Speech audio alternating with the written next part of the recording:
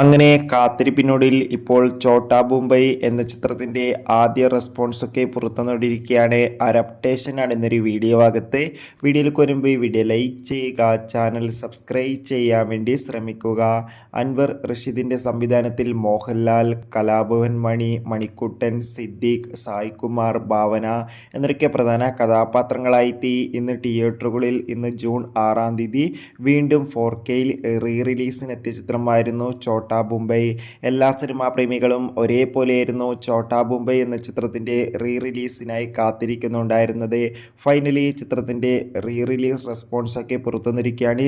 ചിത്രത്തിൻ്റെ റീ റിലീസിനും അതിഗംഭീരമായ പോസിറ്റീവ് അഭിപ്രായം തന്നെയാണ് പുറത്തുവന്നുകൊണ്ടിരിക്കുന്നത്.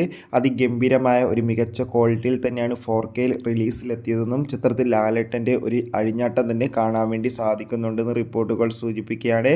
എന്തായാലും കാത്തിരിക്കാം കൂടുതൽ റെസ്പോൺസ് അറിയാൻ വേണ്ടി.